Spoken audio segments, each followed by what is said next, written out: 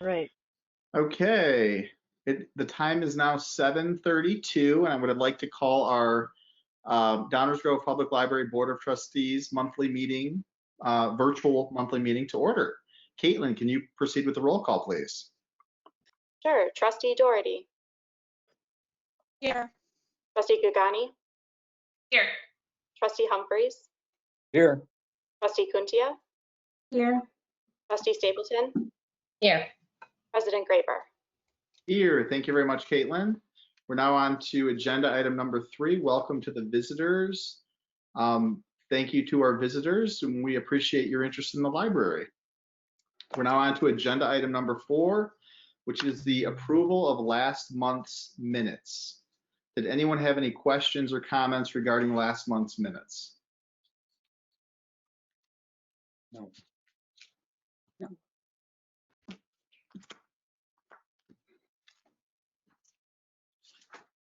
I'll move to approve last month's minutes. Okay, thank you. We have a motion to approve last month's minutes that has been seconded. All in favor, please say aye. Aye. Aye. Aye. Any opposed, please say nay. Okay, the minutes have been approved. Thank you very much. We're now on to agenda item number 5, financial matters. Julie, can you let us know how we're doing in the virtual environment? Well, so far so good. We've got, if you look at your revenues, you will see those are very low. Again, we don't normally get our first round of property tax disbursements until very late May or early June. So you will begin to see those coming in the May and June financial reports. We are 33% of the way through the year, and our budget is 28% spent, which is actually below our normal fairly significantly. We do have a number of expenses that are front-end loaded into the year. We have some annual things like our liability insurance premiums. A lot of our databases are renewed for the year with a one-time cost in the beginning of our fiscal year. So that's pretty typical for us. You will also want to note the building maintenance services line, which you will see going up. That is where we are primarily charging PPE. That is a significant cost for us that, of course, was unbudgeted before this. However, we are, yay, Jen Rajewski, our assistant director, is working on our FEMA grant to get some reimbursements for those. So Jen is in charge of our FEMA grant and is working on that. Other than that, you will see in the invoices that we do have all 3 of the payments 2, 3, and 4. The last of the payments for the capital replacement fund project for the masonry will be all be paid in May, and that's just trick of the calendar because they did not get that first payment into right before the April meeting. And then they did manage to do all of the punch lists, so they got through all of it. So they hit all their milestones, so they're all 3 being released for payment at once. Did you have any questions?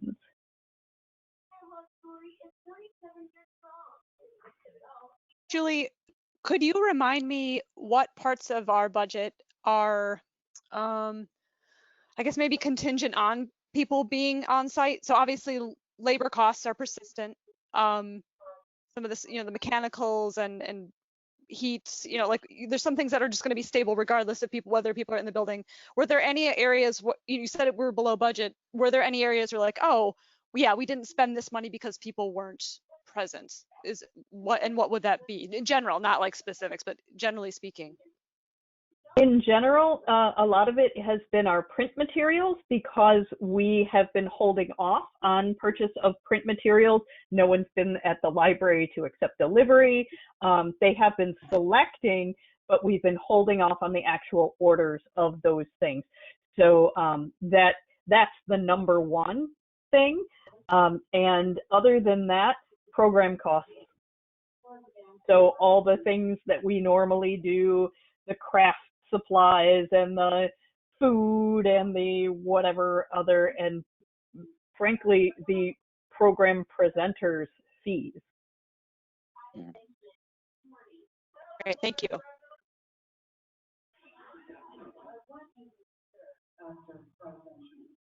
I guess I'll just jump in. Do we have any predictions, or maybe I should first ask, did I miss anything? Did the county extend the deadline for property taxes? No, they did not.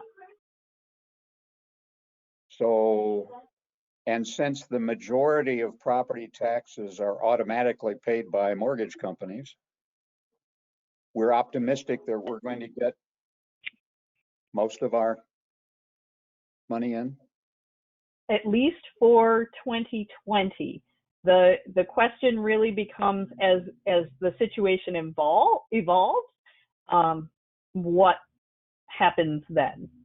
You know, as more people are unemployed, unable to pay mortgages, escrow accounts, that sort of thing, will that become an issue? And that's one of the reasons that I wanted to talk as a board about the 2021 budget and what Yes. you all would like to see in that preliminary budget. So that's a further agenda item.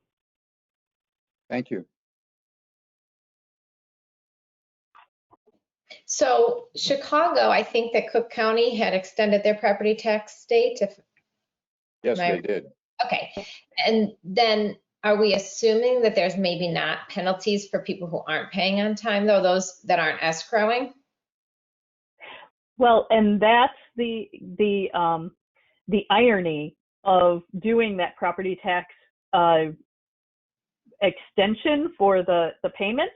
The late payment fee actually goes to the county, not to the entity. So regardless of whether it's extended or not, the municipality, library, whatever taxing body only gets the property tax amount. We do not receive the penalty. So it's when the county decides to extend that deadline without a penalty, it's their own pocket. Does that make sense? Yes.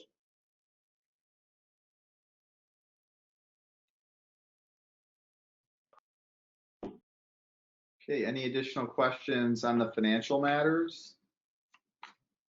I did notice, Julie, yeah, and you had mentioned this, we're significantly below.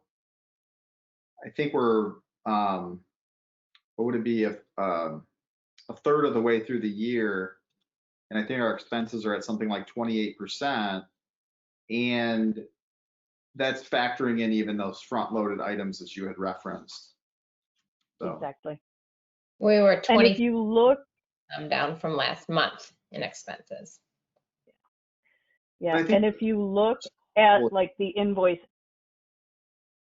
if you look at the invoice edit listing, you can see that who we're paying is all things like Overdrive, which we all know is ebooks and e-audiobooks. You know, these are the only significant invoices being paid are things like that, things, the annual amounts, and then best quality cleaning, obviously. So a lot of those, and if you look at even like the library credit card detail, the most expensive, a significant amount of the credit card bill was one purchase, and that was sneeze guards.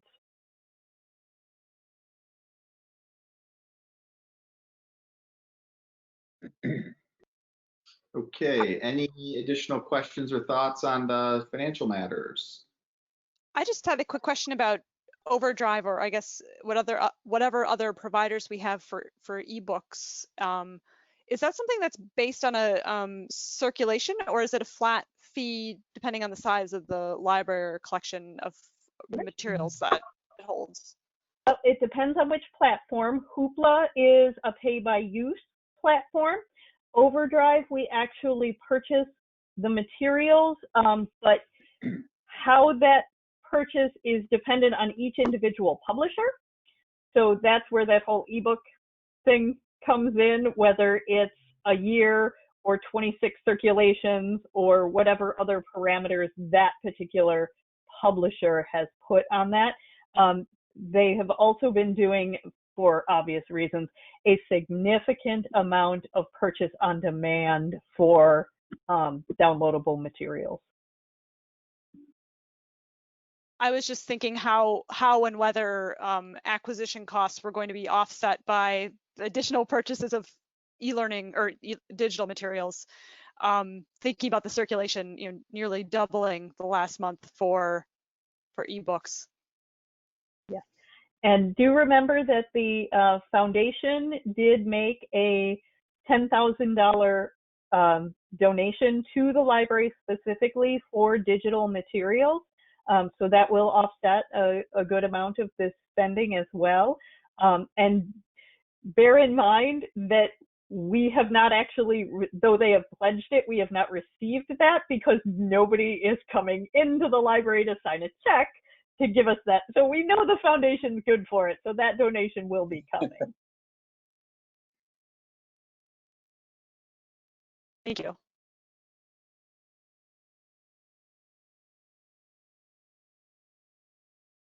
Okay, any other questions or comments on the financial matters? Okay, do we have a motion to approve the financial matters as presented? So moved. Do we have a second? I'll second. All right, thank you, Carissa. We have a motion to approve the financial matters as presented that has been seconded. Caitlin, can you proceed with the roll call, please? Trustee Doherty, Yes. Trustee Gagani, Yes. Trustee Humphries, Yes. Trustee Kuntia, Yes. Trustee Stapleton, Yes.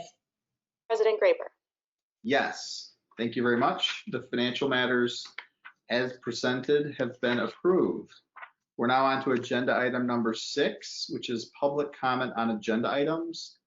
I do see that we have some members of the public here. Do we have any comments, or did we have any questions submitted in advance, Julie?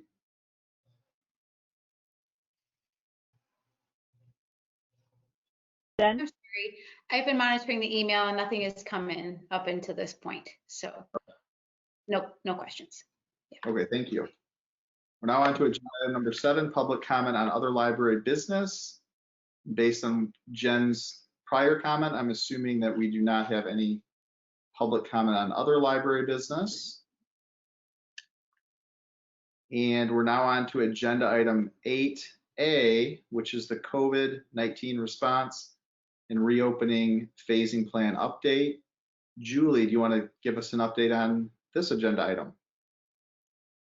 We are now in phase 2, curbside pickup. And I have to say that our staff has been absolutely amazing.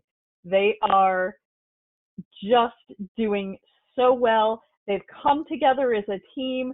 They are working together. They are working so well and really evolving the process every transaction. And so we are serving over 100 cars a day at this point with 6 hours of service, 10 a.m. to 1 p.m. For the morning shift, and then 4 to 7 p.m. in the evening. As of June 1st, we will be expanding those hours to 9 a.m. to 1 p.m. and 3 to 7 p.m. That gives us time. We are still running it in split shifts, to keep the staff from commingling so much. And that also allows time for our custodial staff to get in and do some cleaning in between shifts. So we are being very thoughtful, very careful on how we are doing this. The staff, I just have to say, they're so great, and people have been wonderful. They are, staying in their cars, unlatching their trunks, and really trying to keep socially distanced as much as possible. The few issues that we have had have been mainly not the people coming for curbside service, but the people walking down the sidewalk who see the library staff and, oh, are you open? And just, yeah. So that has been amazing response. We are getting new holds every day. Our staff has also started the Curated Bundles. So if you don't know what you want, you can go on to our website and request that staff select some things for you, and then you will then get the email that those are ready for your pickup, just like any other curbside pickup. So you can go onto the library's website, onto our catalog, and place something on hold yourself, or you can ask for some staff assistance. And that has been wonderful because that's an additional duty that our staff can do as a work from home option, is they receive those requests, and then they can do that all online to select those materials, and the holds go into the regular queue with all of the holds for curbside pickup, and those are done by our in-house curbside pickup staff. So it's been going beautifully. We're very, very pleased. And then the state of Illinois has finally released their phase 3 guidelines. The state of Illinois is scheduled to move to its phase 3 on May 29th, which, as you know, is Friday. The library, so they published the guidelines over the holiday weekend. The library falls into at least 3 of the categories they have listed. We have office spaces. We have what might be considered a retail kind of space at the library when we start letting people back in. And we have what you might consider a summer program, where we have people gathering together. So it is not straightforward trying to apply any of the state guidelines to our situation. And as you know, there has been no real guidance coming for public libraries. There's no specific body that is making these recommendations. And so we're really making those decisions on our own and trying and banding together with our neighboring libraries and talking about what best practices are, and looking all over the country and the world for what best practices are, what's being successful for libraries. So we are planning to move to our library's phase 3, which would be limited service and limited hours, but we don't know how quickly we can get there. We have, as you know, just launched our curbside service last week, and this would be another huge change for us. So we will be, as we did with curbside service, taking this one step at a time in planning to try to do it thoughtfully and with the health and safety of all of our staff and the public in mind, as we're trying to do this without good guidelines to follow. Julie, what is the actual, I think, like capacity of the library? And I'm just asking that because I know some of the guidance is saying that for retail or for some other places, I think I can't remember the locations, but where you can have people in the store, but you can't have more than what would be 25% of the typical capacity. I guess that's one question. The other question, I guess I have, and this is probably something that you're working through with the other libraries, is that under phase 3, we now can like have gatherings of 10 people essentially. And how does that work in a library setting when clearly there'd be more than 10 people gathered, but they're separated by proper distancing? And so I'm just sort of curious as to what your thoughts are on those 2 points. And that's exactly why we're really struggling with this. So for the capacity of the library as a whole, I do not know. I have never seen that written anywhere. Our capacity limits are generally for meeting rooms. So we know what the capacity is for the large meeting room, for the program room, etc. But I have never seen anything that has given us a capacity limit for the public areas of the library. So I don't know, but it's one of those things we can find out. Plus, they do have a general guidance of 5 people per 1,000 square feet. Yeah. However, I'm not sure how much of what our square footage of public areas only are. So again, these are questions that we're asking. These are things that we don't know. We're trying to figure out how do you have people come in and out of a library with capacity limits? Do you limit, or at least ask people to limit the amount of time that they're in the library? This is where we get into things like, are we taking all the seating off the public floor and asking people not to use materials in the library to, basically get your stuff and leave? Do we make appointments or only have short duration computer sessions where people come in and they can use a computer for an hour or 2, but no more than that, so that people cannot, the idea is people don't linger to try to keep people moving through the library. Some of the guidelines are about bringing fresh air into the building, and Ian is very aware of that and making sure that our wonderful new HVAC control system does this very well, and he can control how much fresh air is coming into the building.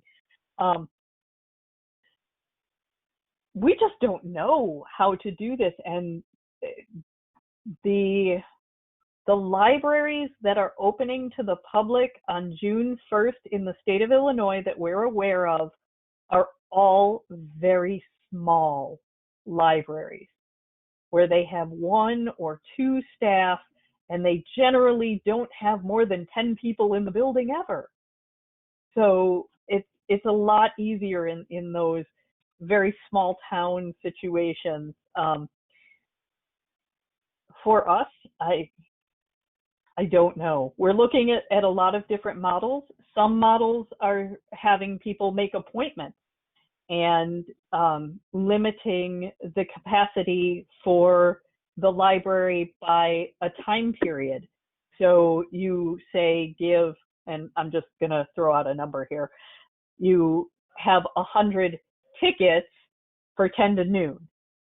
And anyone who has a ticket for that time period can come in during that time, but then when you reach the end of that time period, everybody has to leave and you start again. Now, at one point, there was a group that does those museum passes for libraries that was working on a ticketing system, but we have not heard any definitive that there's a start date for that or anything, just that they were trying to figure it out. Some libraries are going by appointment. They're having people make appointments and literally having a one-on-one, someone meets you at the door, lets you in, you do what you need to do, and then you leave. I'm not sure how any of this works. So we're still running at this point. For the next 2 weeks, we're going to run curbside service. And we're going to do some studying and see what's working elsewhere. Well, and I was going to ask that too, like based on kind of the experience so far with curbside service, do you anticipate maybe that extending beyond, like even when we're in phase 5 or phase 6 or whatever the phases? I find it interesting. The library has 6 phases, but the state of Illinois has 5 phases. So trying to match up the phases. But what are your thoughts on just having curbside service just indefinitely? Like once we're in phase 5 or phase 6? Well, ironically, we had curbside service before this, but it was very limited. It was just for our mobility impaired patrons, people who had trouble physically getting into the library. And we simply, when they asked for some sort of accommodation, we simply told them, call the library, let us know when you're coming, and we'll bring your holds out to you. And so we'd already been doing that, and we plan to continue doing that. We may, and this just may be a little larger when we keep it.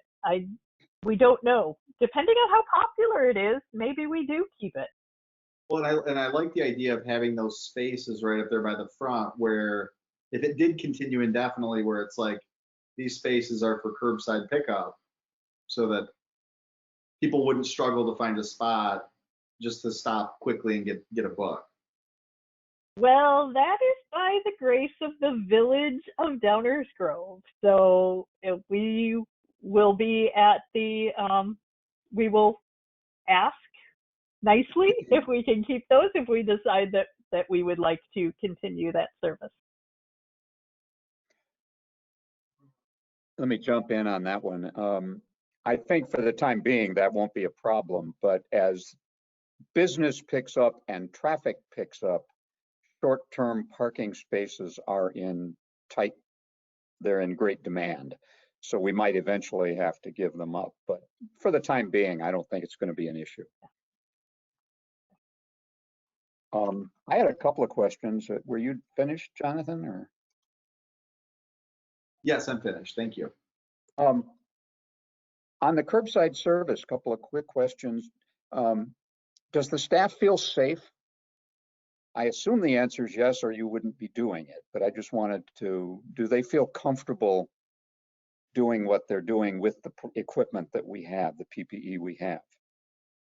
As a matter of fact, the really great news is that we have so many fewer staff asking for accommodation to not do in-library shifts, so many fewer than we expected. And that was because as we got through the planning process and started putting our procedures into place and giving the staff the training about the PPE and talking about having our supplies areas in each department where they have cleaner and disinfectant and towels and more masks and gloves and all the things that they need, and there's a station for those in each department and for curbside, and that our wonderful mask making team made over 350 masks for staff, so staff were able to take 3 apiece. So they have a cloth mask in addition to having access to some paper masks should they need them there in the library. So staff, yes, are feeling the feedback that we've gotten is staff are feeling like they have access to what they need and that they are comfortable with the way that we have set up this process to really safeguard their health and safety. And so that, I think, is a kudos to all of our management team who worked so hard on best practices and identifying what was going to be what was really the best thing for our staff, taking into account all of the different guidance that we were seeing out there. Great, you stole my thunder. I was just going to say, obviously, then the staff has confidence in their leadership that you're doing what needs to be done for them. Have there been any traffic backups? Are the 3 spots enough? It ebbs and flows. We've had as many as 8 cars lined up. We do keep trying to get people to in the curbside website and the items that they get, they are reminded to please circle the block, go wait in the parking lot, pull into a different space, that kind of thing, to wait until a space opens up. So yes, unfortunately, at times there have been a backup. We're pretty solid on this, and that's one of the reasons that we decided to expand that little bit more, give us an extra hour in each on the AM and PM shift, so that we can accommodate as many cars as possible and get as many of our patrons their things as quickly as possible. Good. On the next phase, when we start admitting people to the library, I had a couple of quick questions too. One is, there's been more and more research and discussion about not only what kind of things people need to do to be safe in a space, but there's an additional one which is gaining more and more prominence, and that is the time they are in a space. The longer you are in a space, the higher the risk, even if you're wearing masks and social distancing. And so you use the term lingering. I think at least for now, until we learn more scientifically, we might want to reduce the linger time and put some time limits in. Yeah. And as you probably see in the plan, we do have the possibility of removing all public seating. Oh yes, that's a given, I think. I appreciated that one. The other thing was also, I don't know what language to put around this, but supervising people while they are in the library. Masks are going to be required, I hope. I think that's a state requirement, actually. And as I have said before, one of my biggest fears is to have someone in the stacks take their mask off and sneeze. And so I don't know how we do it, but I think we need to keep an eye on our customers for a while until we get more experience.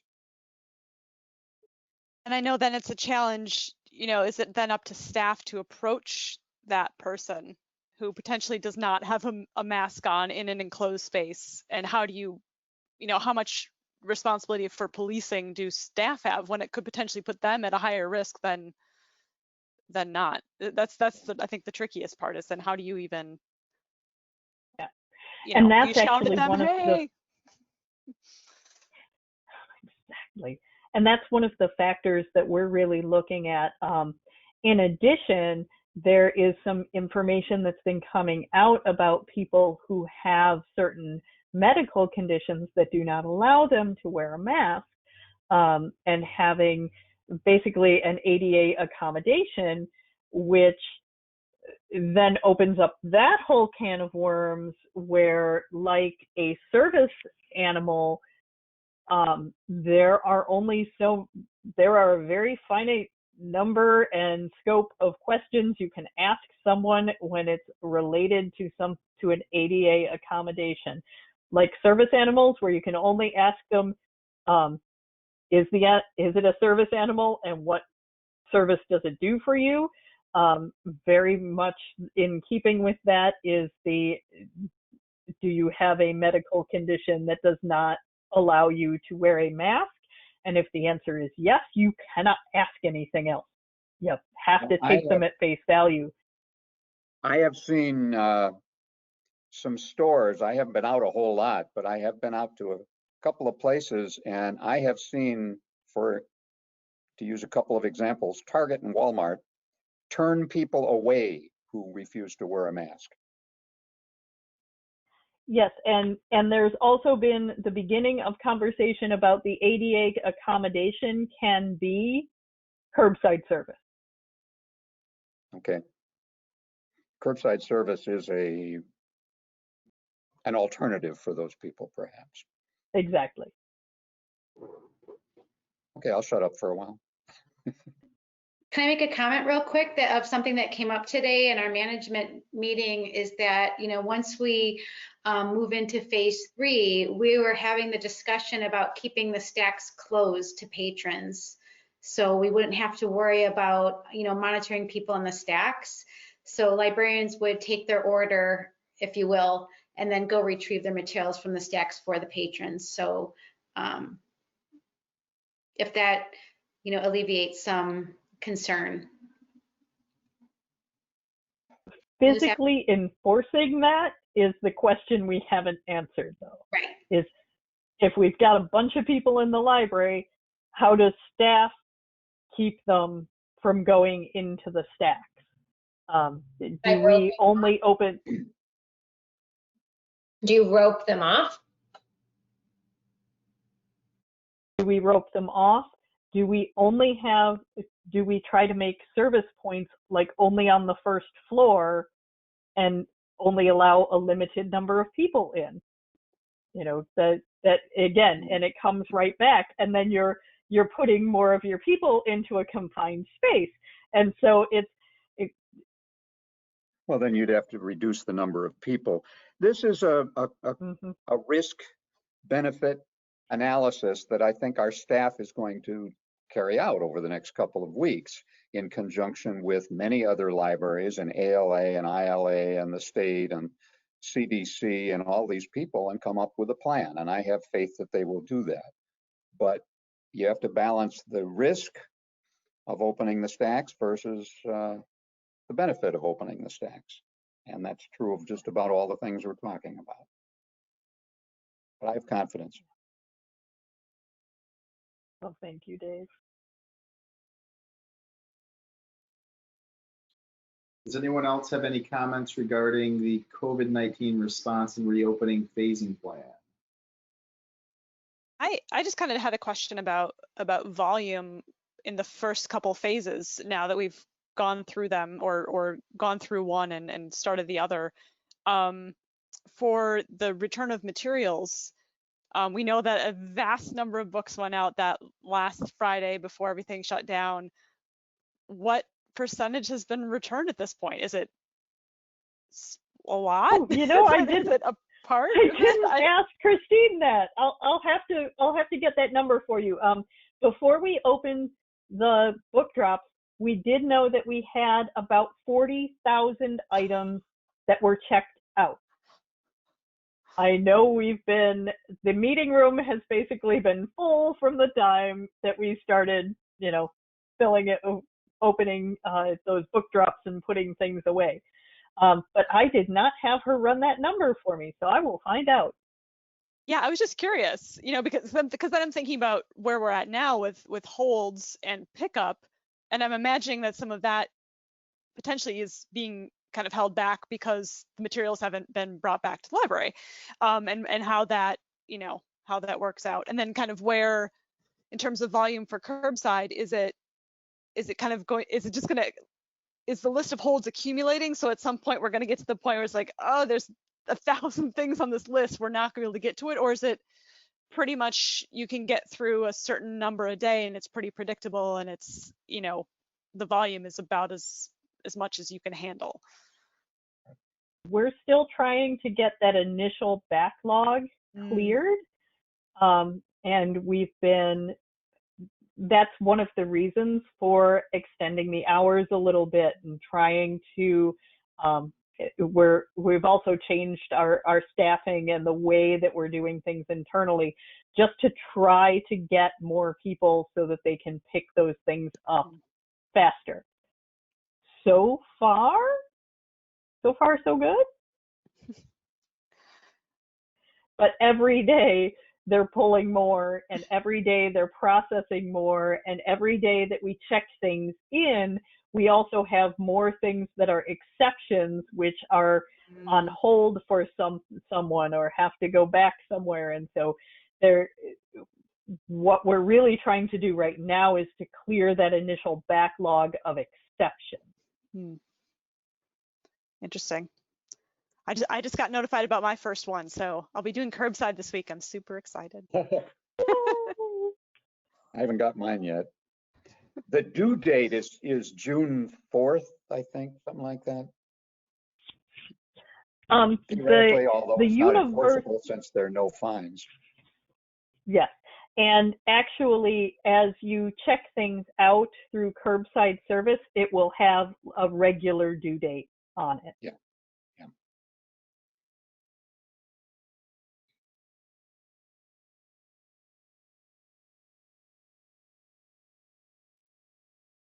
Okay, any additional questions or comments regarding the COVID-19 response and reopening phasing plan? Okay, do we have a motion to approve the COVID-19 response and reopening phasing plan? Actually, that should be to authorize the library director in conjunction with the president to make that happen.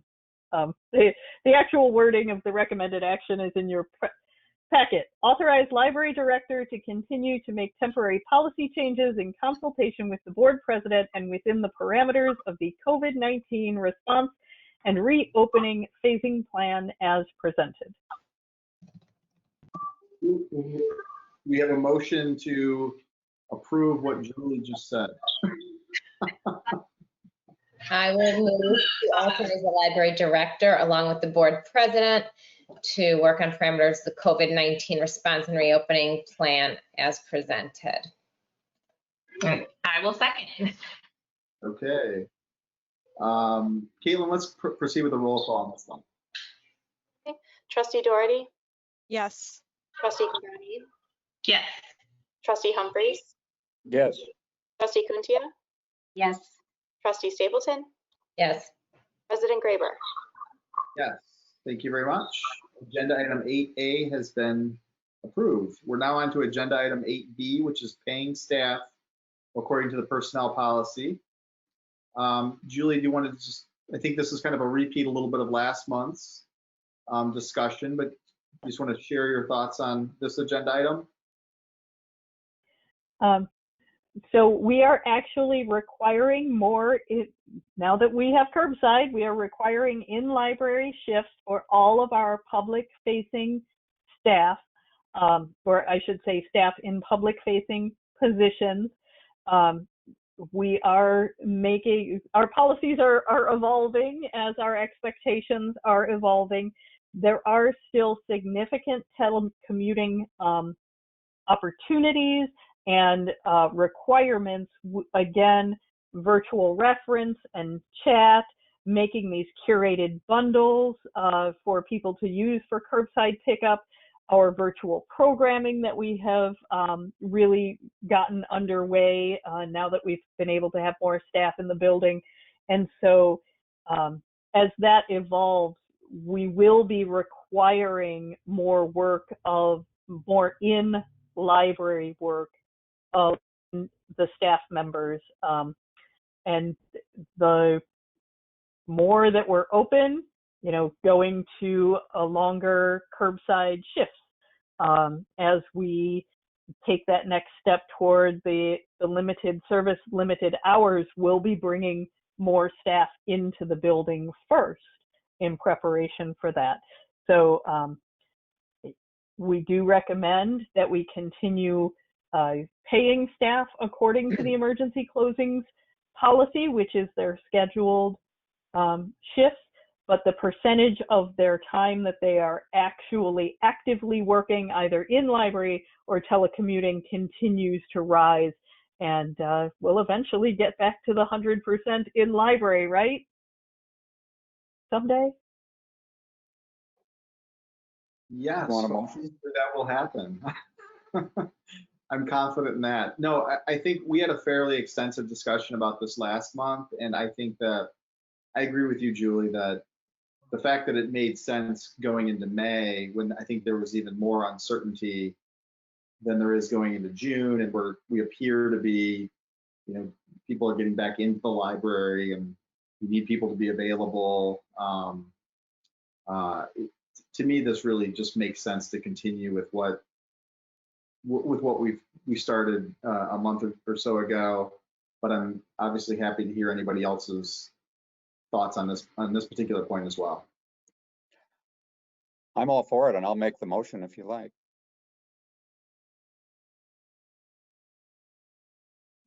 Do we have a second? Well, you want me to read it or just? I move that we approve paying staff according to personnel policy, section 3.28, emergency closing through June 30th, 2020. And I will second it. Okay, Caitlin, can you proceed with the roll call, please? Trustee Doherty, Yes. Trustee Gagani, Yes. Trustee Humphries, Yes. Trustee Kuntia, Yes. Trustee Stapleton, Yes. President Graber. Yes, thank you very much. The agenda item 8B, paying staff according to personnel policy, section 3.28, emergency closings through June 30th, 2020 has been approved. We're now on to agenda item 8C, which is the development of the preliminary 2021 budget. Julie, do you want to share your initial thoughts on the 2021 budget? Yeah, my initial thoughts are, I don't know what's going on. Frankly, there are so many unknowns at this point, and our budget process is always a bit of guesswork because we do our budget so far in advance for the next fiscal year. We have those large budget items that we don't know in time for our budget, and always have to make that guesstimate. Things like the health insurance and the liability insurance renewals. We are scheduled this year to implement our merit increases for 2021. And so that's a whole different way of doing a benchmark salary increase and getting staff raises aligned with their performance. So we've spent a long time talking about this and working toward it. And that is up to 70% of our budget is staff salaries and benefits. And when you add in the materials cost, it's about 82% of our budget is spoken for before we even get beyond people and items to circulate. I just got bombed by my dog standing on my notes. Sorry. Total loss of train of thought. Julie, I mean, we've had these discussions over the years, and I think I know Dave and I have been through this a few times. Dave a few more times than I have. But from my perspective, there's a variety of factors to consider. I think that, and Julie, you've made this point, I think, from day one, is that, and you've made it again, which is essentially we collect real estate taxes and pay salaries. I mean, that comprises the vast majority of what we do. And so it's really the personnel costs which drive a lot of the manner in which we ultimately budget. And that, I know that you included this information in our packet, and if you look at it for the other trustees, you'll see that in, I think, at least the last 3 or 4 years, the levy increase percentage is essentially in line with the increase in personnel costs, or at least in salaries, and usually a little bit of a cushion in there just to, because we also, in addition to paying salaries, we have to maintain the space and buy materials and do all of the other things that we need to do. So to a certain extent, it's really complicated, and there's a lot of time and effort that goes into it.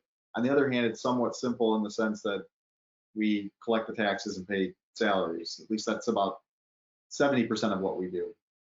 Yeah. And it's important to remember that inverse relationship, while the levy drives up what the individual taxpayer is paying, as the EAV, the equalized assessed valuation of property in our service area increases, that actually reduces the individual taxpayer's responsibility for the taxes. So if you take a look at the page that I included, which was our rates, levy, and EAV history, that's been updated with the latest 2020 information. And what you can see is for this year, while the levy increased 3%, the tax rate for the library's operating increased by 0.6%, and that's that's completely due to the increase in the equalized assessed valuation of property in the library's service area.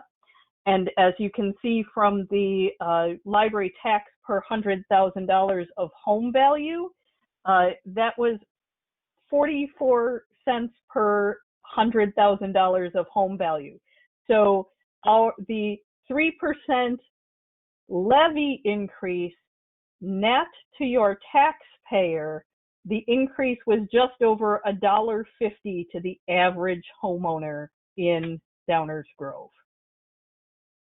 So I think it's very important to bear that part in mind as we're into these discussions, that when we're talking about the difference between a 1% levy increase and a 3% levy increase, it's $1 or $2 to your individual tax payer.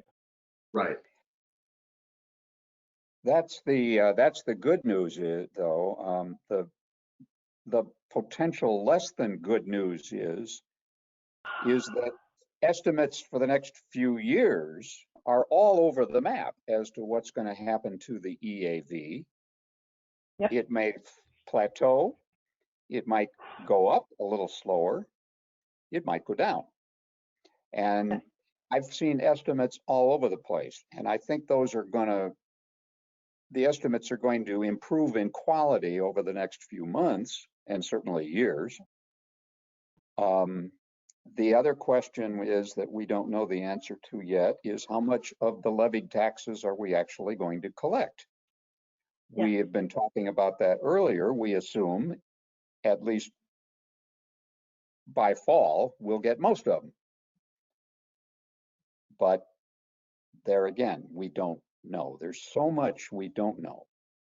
So we're going to have to focus on what we do know about some fixed costs, some benefit costs, and some things like that. We also, the other variable that we use a lot is the cost of living index. Mm-hmm. And I've seen estimates for that all over the map. Yeah. So we're going to have to talk a lot and eventually find an estimate we can live with and then find out how close we were. It's going to be a little tougher this year, but we'll do it. Every municipality, every municipal government is doing the same thing. And Dave, one thing that's nice, and I just pulled the sheet that Julie, you had included with the packet.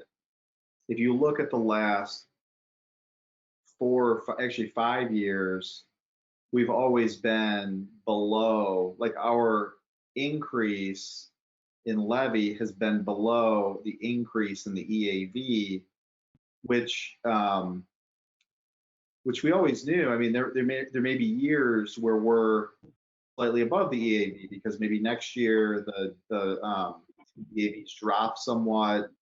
But I mean, I like the path that we've been on as far as like a consistent path, not chasing the EAV necessarily, just kind of doing what we need to do to kind of continue operating at the level we need to operate kind of within our community. And the strategy of using the past year's operating fund balance because we have continually come in significantly under our budgeted expenses. What we kind of do that 2 years in arrears because we're always looking back at the audited financial statements for the prior year as we're doing the New Year's budget. So right now, we're waiting on the 2019 certified annual financial reports, which is the audit of the village, and that will be posted on Friday. We do have a ballpark estimate, but that gives us our final numbers on what that operating fund balance at the end of 2019 was, so that it gives us an idea of what's available for our use that is not already spoken for, over and above our operating reserves that are necessary. Julie, do we know like what percentage of our real estate taxes are residential versus just non-residential? Because to me, I feel like not don't non-residential. recall that off the top of my head. It is, I can get that for you. Okay. As a matter of fact, it's available on the DuPage County Tax Extension Office website. It's just one of those numbers I don't have. Right.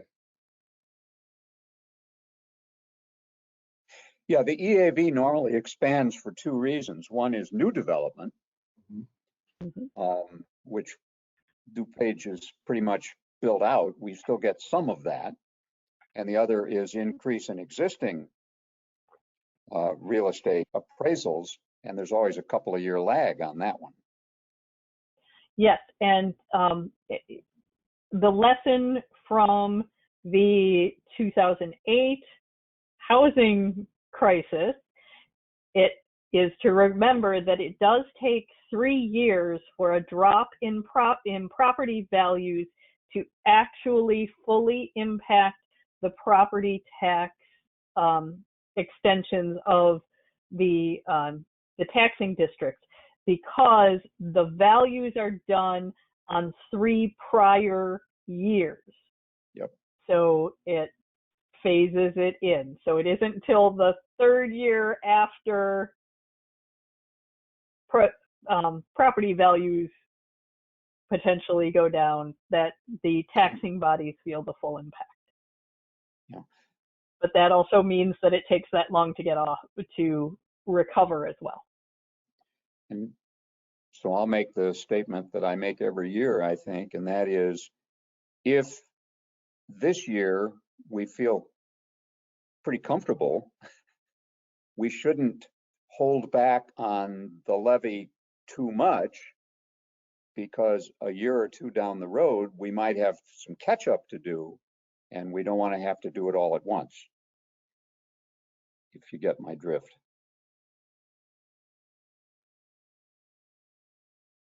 And if not, I'll get more specific later. What do you need from us at this stage? At this point, I'm really looking for direction from the board. Do you want to see us, do you want to see a budget with drastic cuts? Do you want to see, what that might look like? Or are we in the kind of wait and see, stick with the financial plan and kind of where we've been going?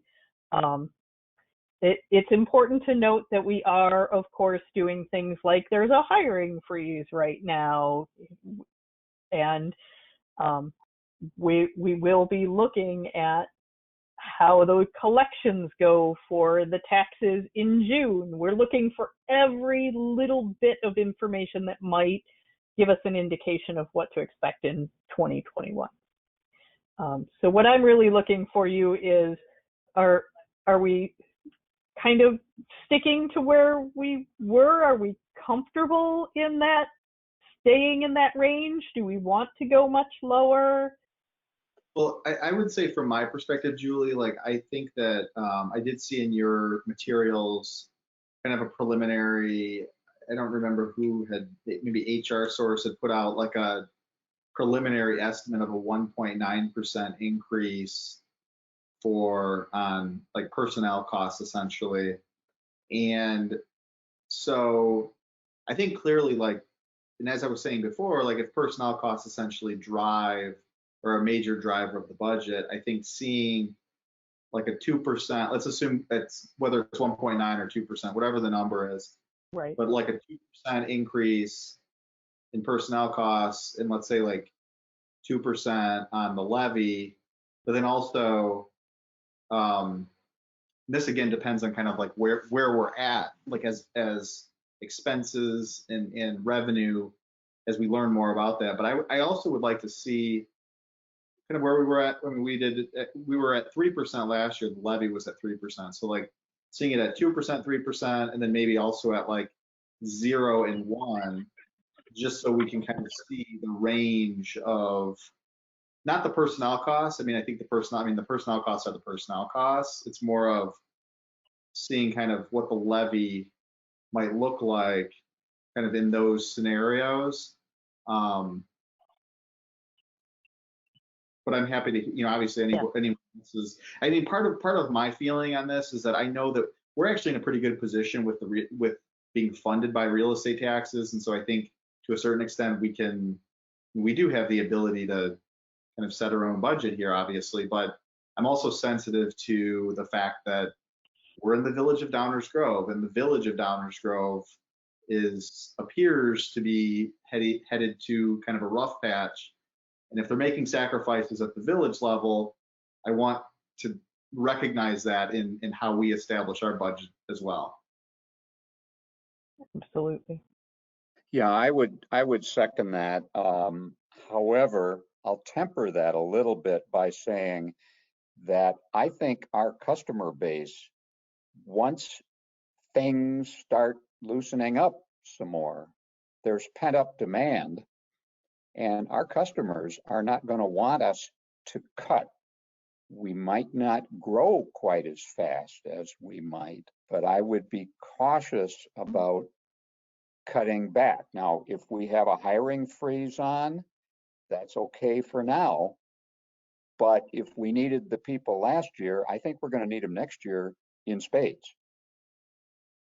No, I agree with that, Dave. I mean, it's just there are people at the village who may get cut that people at the village would rather have them there. I mean, I'm not saying, I mean, nobody wants to do that. It's just recognizing that if the village is making sacrifices, that we need to consider that as the library being within the larger community. But I've had this discussion with Julie that I have mixed feelings about that, because I agree with you that coming out of a pandemic, I mean, the library is going to be the place that people want to go, and it could increase the demand dramatically, once this kind of fully works its way through the system. And so I want to be ready for that increase in demand. In times of economic crisis, library use booms. That's typical for us. So we're preparing. Right, and also for things like the job, people using the library to learn a new skill or to search for a different job, or to learn about the new legislation. I mean, there's so many reasons that it needs to be available for people. I just wanted to piggyback on John's comment. Your comment was focused towards the village and their financial position and being sensitive of that. And I just wanted to add also of the taxpayers' positions that are probably also comparable to what you were comparing to the village, and being sensitive to those as well.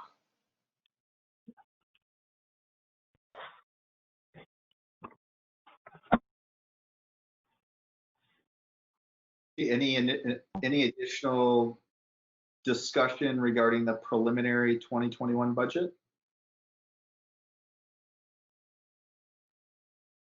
Okay, I think we're on now to agenda item number 9, unfinished business, of which there is none. And now on to agenda item 10, the library director's report. Julie. All right. Well, in addition to my written report that you have in your packet, I want to give a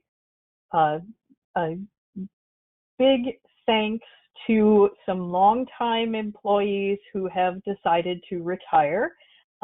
Ray Papasek, our library monitor, and Maureen Carl and Irene Strads, who are both shelvers, have all decided to that it's time for them to retire.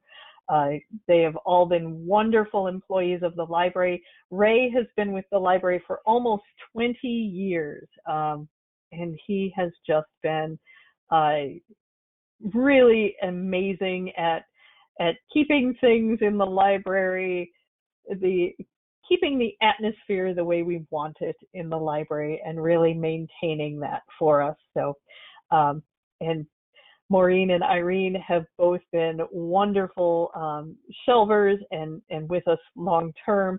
We are very sorry to see them go at this time. And that being said, we are of course. Excuse me, are they leaving right away or?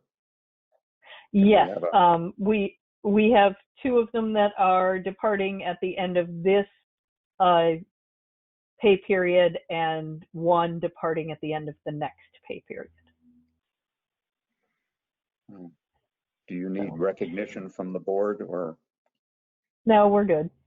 And okay. Then I just want to give kudos to the staff. Again, curbside service, amazing. The online programming, all of our virtual programs are really, they're starting to hit their stride. Ed, who is our behind the scenes guy here at the board meeting today, is also the one who is helping to record and edit a lot of those in-house programs. We've also started a number of programs with outside presenters, some that are available for a set period of time through the library's website. And then we have more virtual programming to come. They are looking, the kids room is looking at doing some make and take kind of craft things where you would actually pick up your little craft kit as part of curbside and then watch the program at home and do the craft. So looking forward to some of those activities as well. And then our COVID Memories program will be starting in July and August. It will go out in the July-August discoveries. Staff is still developing all the details of that COVID Memories project, but they will be collecting memories from people throughout the community and archiving those for us. So we're really looking forward to that. And then last but definitely not least is our summer reading club. We have 326 people registered as of this afternoon, and District 58 does not even get out until the 6th of June. So we are very pleased with our numbers. We encourage people to go to the library's website. We have our new online reading club software there. You can register online, and if you prefer to track your things manually at home, there are downloadable sheets for doing that right there on the software. So we're very happy. Kudos to all of our staff who worked to make that happen. This was actually supposed to be our beta test year for online summer reading club, and instead it's full steam ahead. So we had already invested in that software and had started the process, but it was supposed to be secondary to our usual summer reading. So please check it out and join us for summer reading this year. Thank you, Julie. Do we have any questions for Julie, or I guess we're on to agenda item number 11, trustee comments and requests for information. Do we have any trustee comments or requests for information? Well, I got a couple, of course. I do have a couple as well. Well, just one, I guess, as well. Go ahead. Well, first, I wanted to just say that I'm excited to see the summer reading program getting launched in a web format, and excited to see all the registrations already. We haven't registered yet, but looking forward to that. And I certainly do think that you've been doing a great job kind of getting the phases rolled out and designed for the brick and mortar library. But I would love to see more of a virtual or social media platform or presence for the library. And I'm just wondering if there's more plans for kind of regular virtual programming, kind of just bumping around Facebook, going to like the Lyle and Naperville and Oak Park library pages. It looks like there's a lot more consistent story times. A couple of them have been doing every couple of days. I think Lyle did like introduces a certain like free software that they offer through the library, just anything like that. And I think just going back to the levy and kind of our public patrons' view of the library, I think adding this additional value would be wonderful, especially now.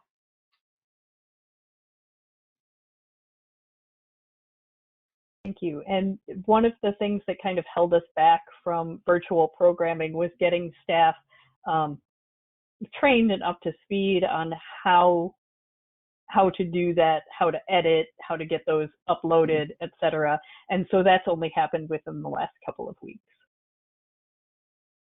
So yes, you will be seeing more programs. Good. Well, I'll second those comments, but I also want to thank the staff for everything they've been doing. They're quick learners, and I don't want to forget the IT staff that we have that's been making it possible to everybody work at home and all kinds of new things that stressed out the technology end of our business. The other thing I've been reading about a little bit, this is maybe a small thing, maybe not, I don't know. I've been reading about some libraries have had crowds in the parking lot using the Wi-Fi because, especially with school out, there's some families who don't have good Wi-Fi, and they've been trying to find sources of good Wi-Fi. And some libraries have had people in the parking lot 24/7. Now, I know our library Wi-Fi is up 24/7, but I'm not sure how far it goes beyond our building. Has there been any demand for increasing that, or just something to think about? Frankly, our building itself is a stopper to getting Wi-Fi very far out of the building.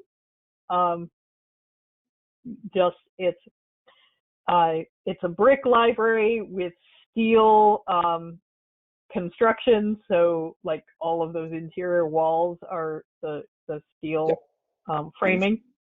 So we get limited Wi-Fi, and that is with the Wi-Fi radios basically up against the windows in the IT office that face the parking lot. We have not had a lot of crowds or complaints about the Wi-Fi, etc. However, the state of Illinois, I believe it's the Illinois State Board of Education, one of the state agencies actually has a Wi-Fi map of the state of Illinois that has all of the free Wi-Fi spots that you can find. And so our library is listed there, and that's something that the schools use to try to get out to parents about where to find free Wi-Fi in their communities. Okay, thank you. But today my daughter rode her bike by and she said, "Mom, the parking lot at the library looked very full."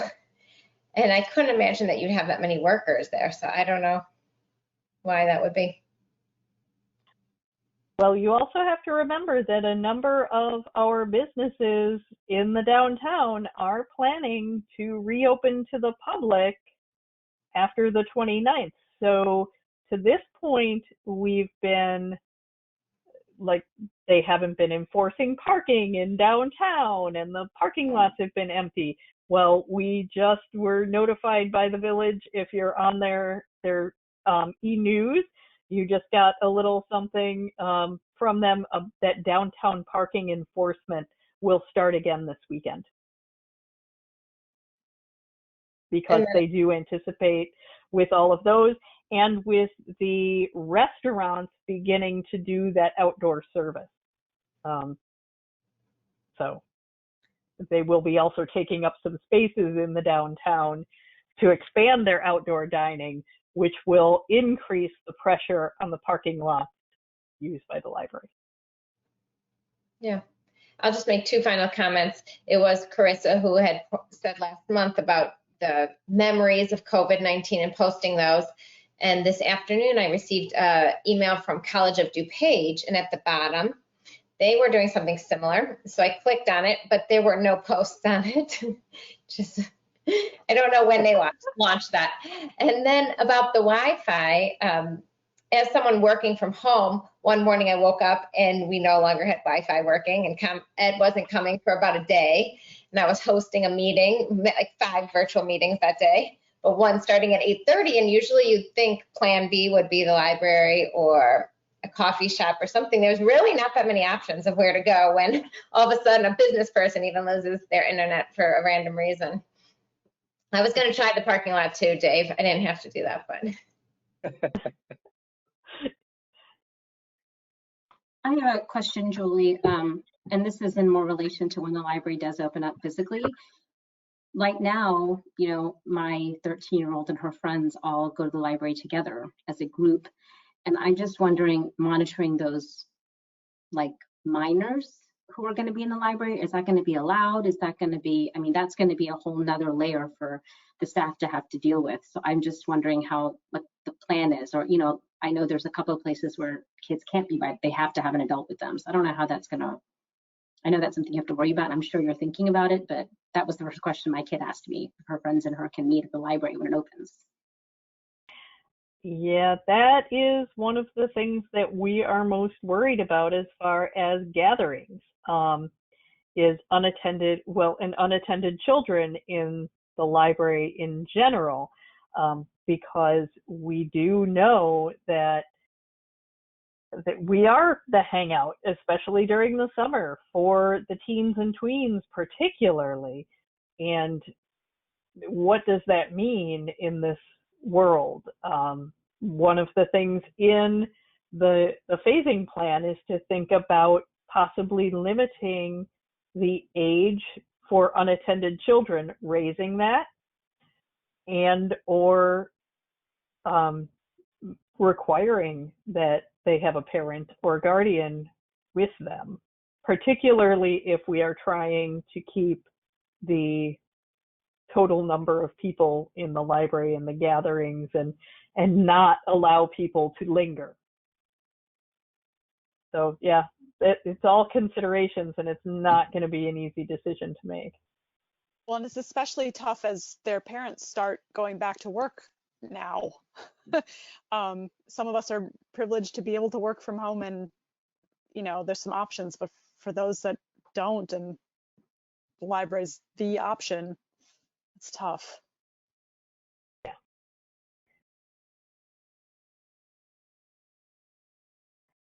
Well, it's going to be very difficult because even though the governor's plan allows businesses to open and libraries to open and things like that, it still says maintaining social distance.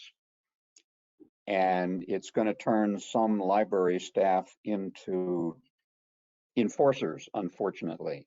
And we've got to figure out how we're going to do that. Or heaven forbid, we'd have to hire some enforcers. I don't know. Well, Dave, since the bars are all closed, we can just hire the bouncers that worked at the bars. There you go. I don't know. Our But there board looks has pretty been fit. Dave, what do you got going on? You can step in, get your mask on. There has actually been. I live in a senior community, and we're all high risk. So we stay at home through phase 4, I think. Yeah. Sorry. There has been some talk out in library land about libraries looking to hire security companies, particularly for in places where the anti-mask movement has been strong, and enforcing wearing masks and asking people to leave if they don't wear a mask. So there have been quite a few libraries that have been looking to hire security for that reason. So again, this is figuring out how to open in any way, shape, or form to the public at this point is not going to be easy. Well, Julie, I just have one comment that's a lot less interesting than everyone else's comments, which is I think that we have on our kind of long-term capital improvement plan we have some work that needs to be done to the elevator. And we had some issues because, you know, people can't go upstairs during the week or a couple of weeks when it can be, when the elevator is being worked on. And I'm just wondering whether we should dust off that at this point and figure out, I don't know how long that process would take, or even how much, like what the general range of the price would be. But if it's something we need to do in the next few years, whether we try to do that sooner rather than later, just so that the public has been sort of conditioned to deal with some of these issues, and then this could be kind of piggyback along with kind of everything else that's going on right now. Yeah, a different way to enforce the limited services of the library is not having the elevator available during. That is something that we can investigate. I will say that Ian has done an update of our capital needs assessment projects for me and incorporated some additional things, changed out that pricing, particularly for the VAV boxes that were upcoming, and it did include the estimate that he received from our elevator company on the elevator modernization project, and that price tag was about $85,000. I can talk to him about you know, getting it at least priced out and seeing how long it would take to go through. The most difficult part is having to go through the public bid process for that. What was the but that's one of the items that we were intending to fix over the next few years anyway, right? I mean, this is not a new $5,000 expense essentially. Well, actually, it was the only thing that was not included in the capital needs assessment in the original go-around. However, we've been so successful with the lighting upgrades and everything other than the VAV boxes has been spot on. So we were able to get a bunch of the lighting stuff done sooner. We have this added expense of the elevators, and then the VAV boxes are a little more expensive than we expected them to be. Overall cost looks like we're coming out fairly flat for year over year for the total capital needs assessment. So we saved all that money on the lighting stuff, and it's going to go to the elevator and a little bit to the VAV is really what it looks like. Thank you. Do we have any additional trustee comments or requests for information? Okay. We're now on to agenda item number 12, which is the adjournment. And so I hereby adjourn the meeting. Thank you very much, everyone.